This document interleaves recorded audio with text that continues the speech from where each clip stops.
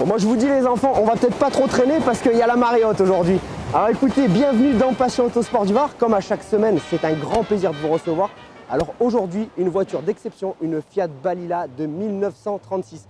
C'est un grand plaisir de recevoir Aymeric, mon invité, et tout ça dans Passion Autosport du Var.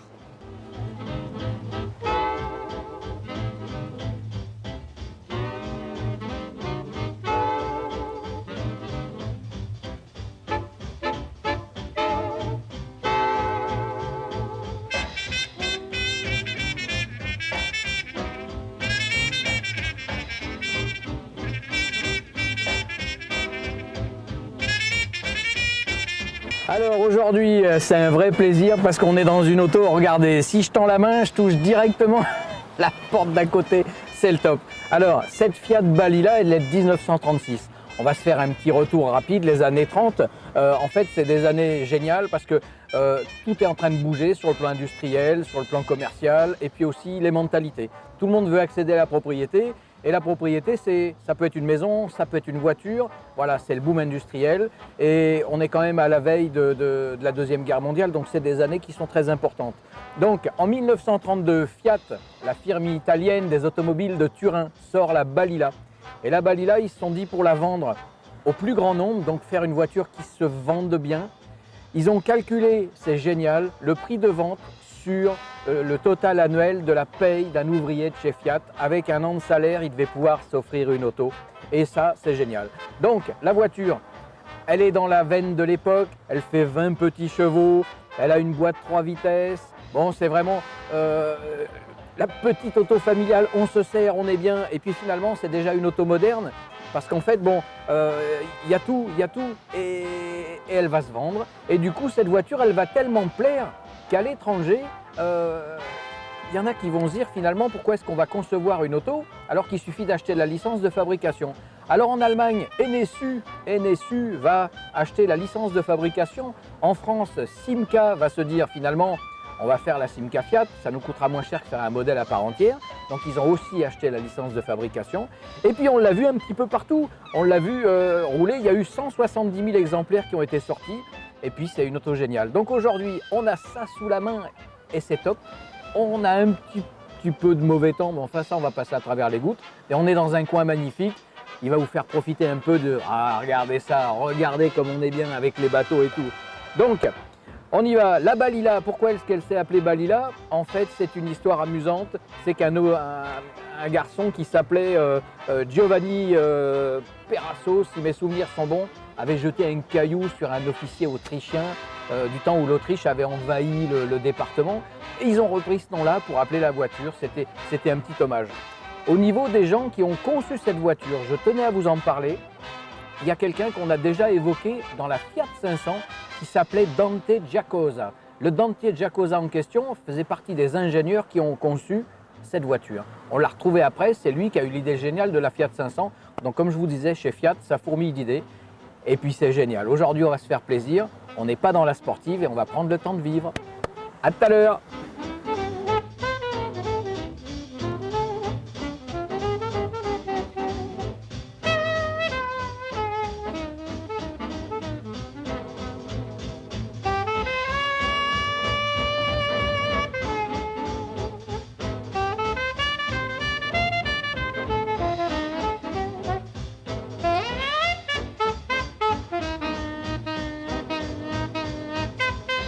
Salut Aymeric. Toi t'échappes pas à la bise, hein. Donc ce monsieur est un habitué de Passion Autosport du Var et encore une fois de plus, c'est un grand plaisir de te recevoir. Aujourd'hui tu nous présentes une voiture, une Balila. Ouais. On va revenir sur le modèle, mais avant, j'aimerais bien faire un petit retour en image parce que quand tu étais passé dans Passion Autosport du Var, tu nous avais présenté une belle Peugeot 404. Elle était magnifique. Il y a de plus en plus de jeunes qui se remettent à ces voitures anciennes et tu fais partie de cette génération. Tu m'avais fait découvrir cette Peugeot 404 que j'adore. Pour moi, comme je disais, une des berlines familiales les plus réussies d'époque. Elle était magnifique. Donc retour en image sur la 404 avant de passer à la Balila. Bonjour à tous et bienvenue dans Passion Autosport du Var pour un nouveau reportage. Dans un cadre magnifique, la mer derrière moi. On est sur la commune de Sifour. Et mon invité aujourd'hui, c'est Aymeric qui va nous présenter une berline familiale, une des plus jolies des années 60 pour moi. La Peugeot 404 de 1965.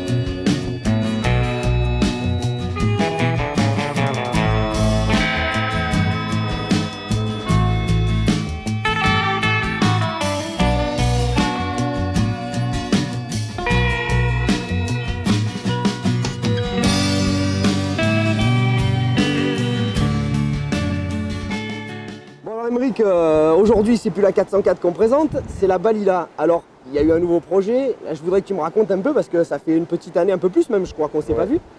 Et je veux tout savoir sur cette voiture. Comment t'es venu cette idée? En fait, je suis parti avec un ami chez une personne d'un certain âge qui fait une collection en fait, de véhicules de cette époque. Et en fait, il y avait cette fameuse voiture, la Balila, sous une bâche, sous un abri. Et on voyait à peine les roues en fait, et elle m'intriguait. Alors on fait le tour du propriétaire de ce monsieur, et puis je lui demande s'il y a possibilité de la voir. Et il me dit oui, bien sûr, et en plus elle est à vendre. Donc on la débâche, et puis je suis tombé amoureux de cette voiture. Je me suis dit, il me la faut. T'aurais imaginé un jour posséder une voiture avant-guerre? Parce que quand même, Emeric, t'as quel âge? 26 ans. 26 ans, aujourd'hui rouler avec une avant-guerre, 26 ans, c'est ça. C'est pas trop ta génération, c'est pas la mienne non plus, c'est même pas celle au père François qui tient la caméra là. Donc c'est quand même une voiture, c'est spécifique à conduire. Ah oui. Alors, franchement, quand tu as le projet en tête, tu te dis mais je suis fou. Oui et non, parce qu'en fait j'ai toujours été fou. Donc si tu veux, j'ai jamais fait comme les autres. Tu connais l'historique de cette voiture ou pas du tout? Pas spécialement, en tout cas c'est une voiture qui est restée toujours dans la région. Parce que c'est une voiture qui a été achetée dans les années 70 sur Marseille. Ouais. Et après elle était sur la région toulonnaise. Donc en fait c'est une voiture qui a toujours été dans le coin. Pas une voiture qui a trop traversé la théoriquement, France, on pourrait dire qu'elle est dans son jus, quasiment. Oui. Tu sais pas s'il y a eu une restauration ou... Il y a eu une restauration intérieure, parce qu'il était très abîmé, les freins. Et après, carrosserie, ils ont un peu bricolé, mais il n'y a rien qui a été trop. Ouais, voilà, elle n'a pas été touché, fait. non. Alors écoute, moi, par contre, je suis curieux parce que cette voiture, on va la découvrir tout à l'heure, tu vas faire le tour de caisse avec François. Je suis quand même curieux parce que je suis honnête avec toi, c'est la première fois que j'en vois une. Je pense pas que ça doit courir les rues, pourtant tu m'as dit qu'elle a quand même été beaucoup produite et qu'il y en a eu beaucoup en Italie, par exemple. Oui. Mais franchement, je suis vraiment curieux de faire le tour de caisse. Et ça, pour ça, je vais te laisser avec François. Puis moi, je vais passer à la caméra. Alors désolé, aujourd'hui, on a le vent, les vagues, la mer, elle est agitée. On est dans un cadre quand même fabuleux. Mais c'est vrai que au niveau temps, on n'a pas beaucoup de chance en ce moment. Alors s'il vous plaît, amis nordistes, amis bretons, amis de Normandie, rendez-nous notre soleil. Je vous en supplie, rendez-nous notre soleil. Allez, je te laisse avec François.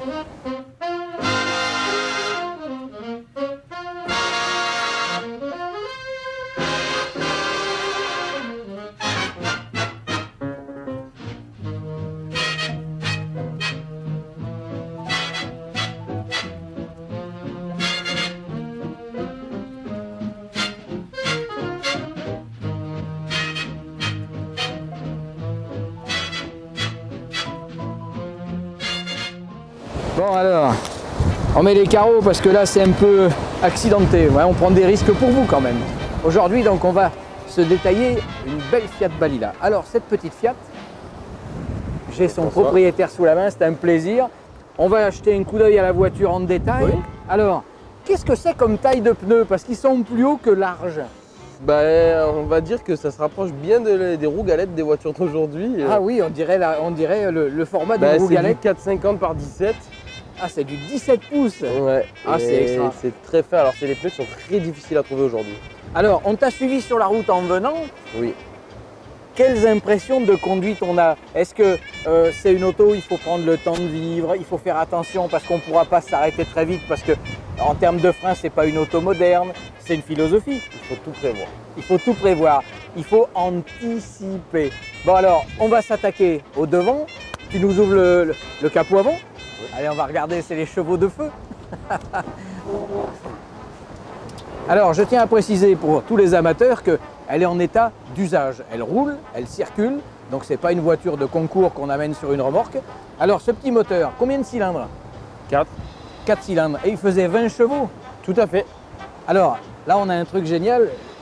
C'est un détail. Je vois qu'il y a des bougies NGK. Tu as trouvé le moyen de mettre des bougies japonaises sur une auto italienne des années 30?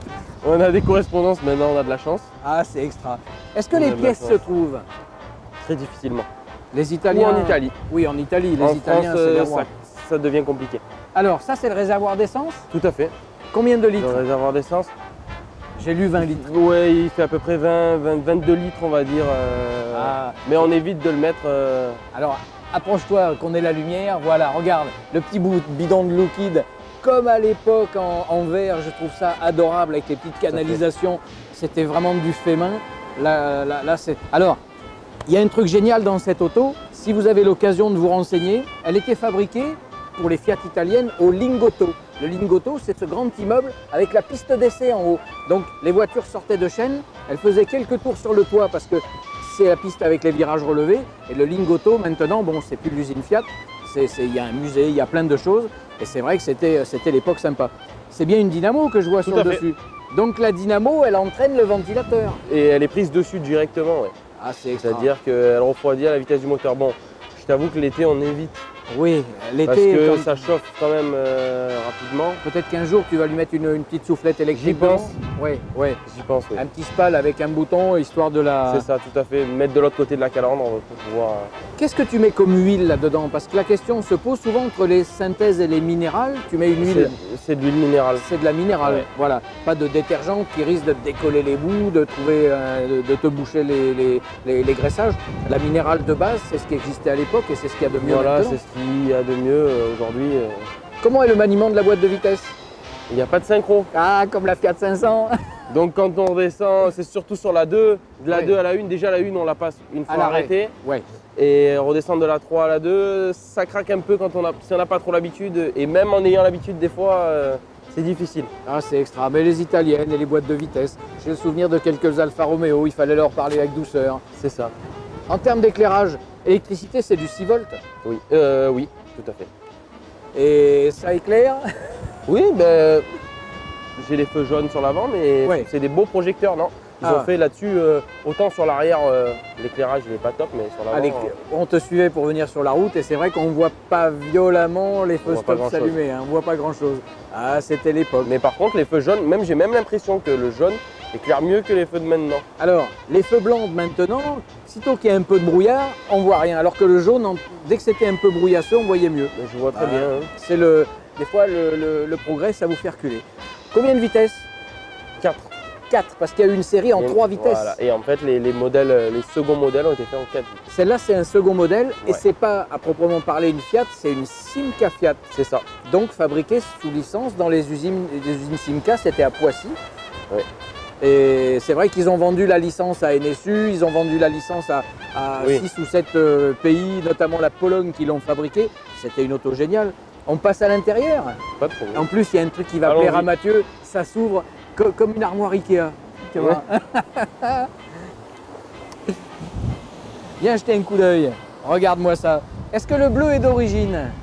Il a été repris, c'est pas tout à fait la couleur d'origine. Oui. Après, l'intérieur, comme il a été refait, c'est difficile de retrouver encore.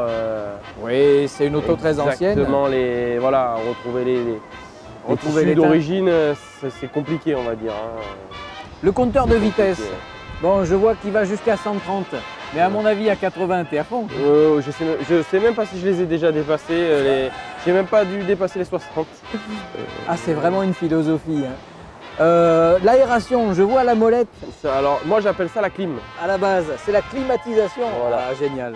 Alors, par contre, il faut refermer le capot. Alors, tiens la porte, je vais refermer le capot. Ah, c'est génial. J'adore. On y va. Tu nous mets un coup de clim? Voilà, j'ai refermé le capot. Et extra. Ah, il y avait les combis Volkswagen qui avaient certains, il y avait une option pour aérer l'habitacle. Et Voilà. il y avait ça, la climatisation. Alors, les vitres avant et vitres arrière descendent. Oui, Donc, on a les 4 vitres descendantes. tout à fait. Ah, c'est génial. Elles sont pas électriques. Elles sont pas. Bah non, Elles mais- sont très épaisses. Oui, dis donc, c'est du vrai carreau. Hein. Le verre est très très épais. Donc Ah, c'est au elles top. sont dures à remonter, on va dire, parce qu'avec le temps, tout le système, ça fonctionne, mais c'est vrai que Elle est en état d'usage. Voilà. Alors, il y a une chose que j'adore, Mathieu, je vais te demander de faire un petit focus là-dessus. On pouvait avancer et reculer les sièges. En fait, voilà, on desserre la molette, on avance le siège et on resserre la molette. C'est pas génial, ça? Le petit levier que je vois là-bas, c'est le frein à main. tout à fait. Un col de cygne. Regardez. Voilà, et le frein à main, en fait, il vient étrangler l'arbre de transmission. Ah, il freine sur l'arbre de transmission. C'est ça.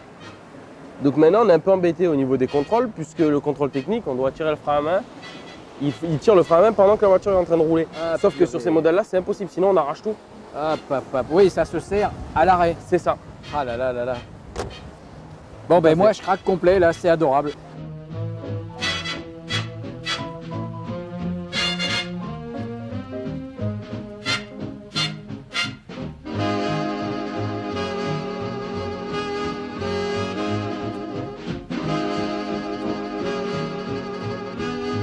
c'est de la balade. Alors là, on est dans une montée. Alors, on est à combien là? 30 km/h. Donc, après, c'est normal, je pense. On est à fond. Mais bon, ce qui est cool, c'est alors là, on est vraiment plongé dans les années 30. Hein. C'est impressionnant.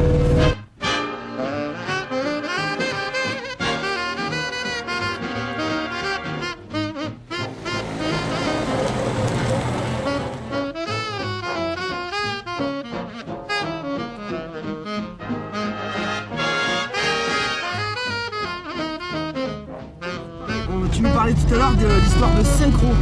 Alors, pour la génération récente qui ne connaissent pas une boîte qui n'est pas synchronisée, alors explique la technique de passer et d'embrayer. Ah bah écoute, tu appuies sur ta pédale et puis tu essayes d'enquiller ta vitesse, doucement, sans faire craquer la boîte en fait, entre dedans, il faut réussir à rentrer dans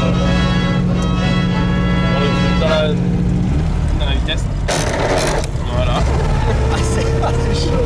Ah oui, c'est un peu compliqué, ouais. Faut vraiment l'aider à. C'est surtout quand on descend, parce que quand on monte, c'est pas un problème en fait, c'est vraiment la pression. Au niveau de la boîte de vitesse, il y a un peu. Mais bon, on s'y fait, hein. C'est pas une voiture où on peut aller vite de toute manière, faut pas se presser.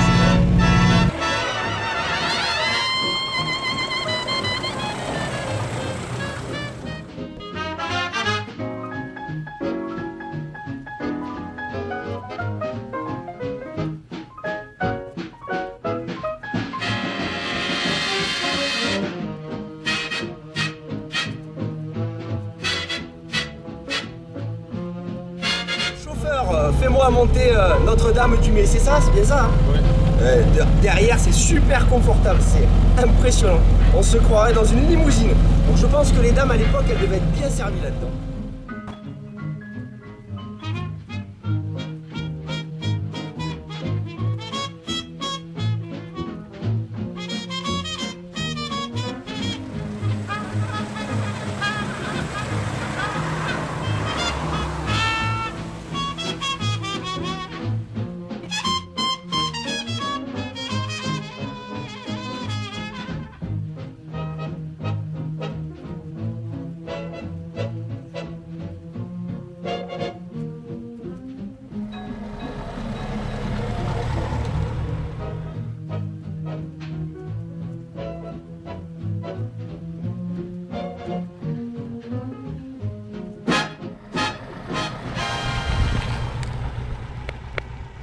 Bon, Aymeric, on repart en bateau parce que la mer elle est belle là.